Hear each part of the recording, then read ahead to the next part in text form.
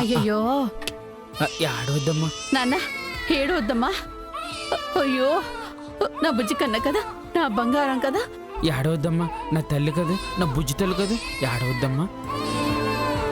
సహస్రా సహస్రా. ఏంటత్తయ్యా, నీకసలు బాధ్యత అనేది ఉందా?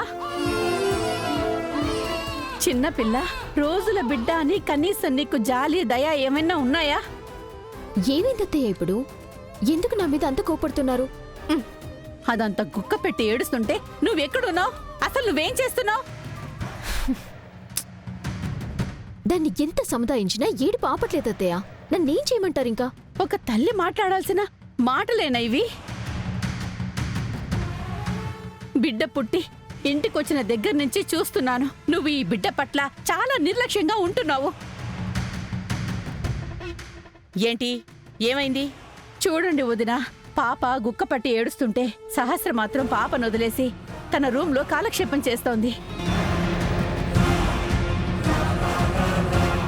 ఈ చిన్న పసికందు పట్ల సహస్ర చాలా నిర్లక్ష్యంగా ఉంటోంది. ఈ పాపకి ఎప్పుడు ఏమివ్వాలో, ఎలా ఈ పాపని చూసుకోవాలో కూడా సహస్రకి తెలియట్లేదు. ఏంటి, నా కూతురు దాని బిడ్డ పట్ల నిర్లక్ష్యంగా ఉంటుందా? మరి ఆ బిడ్డకి కారణమైన నీ కొడుకు బాధ్యతగా ఉంటున్నాడా?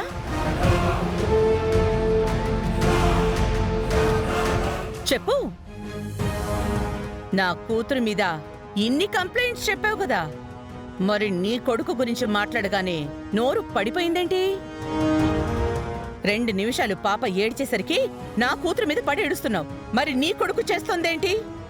అసలు వాడా బిడ్డకి తండ్రిగా ఇంతవరకు ఆ బిడ్డని ప్రేమగా ఎత్తుకున్నాడా?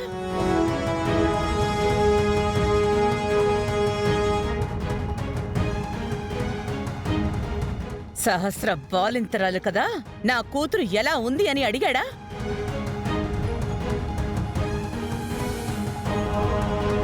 బిడ్డ ఇంటికొచ్చిన తర్వాత ఇంట్లో బిడ్డ కావాల్సిన అవసరాలు చాలా ఉంటాయి, అవేమైనా కావాలి అని అడిగాడా?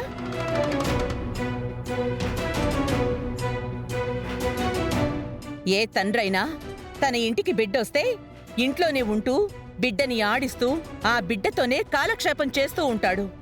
కానీ నీ కొడుకు ఇంట్లో ఉంటున్నాడా?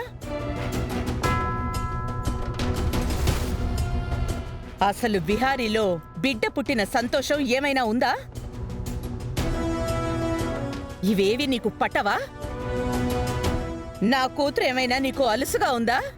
దాన్ని తిడుతున్నావు? మరి ఇదే విషయం నీ కొడుకుని నువ్వు ప్రశ్నించావా?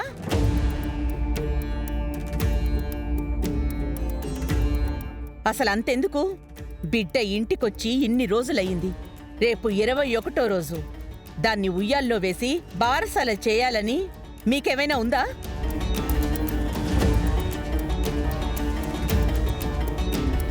కనీసం దాని గురించి నువ్వేమైనా మాట్లాడావా? పోనీ నీ కొడుకేమైనా నా కూతురితో మనకి బిడ్డ పుట్టింది, దానికి ఏం పేరు పెడదామని ఏమైనా ఆలోచించారా?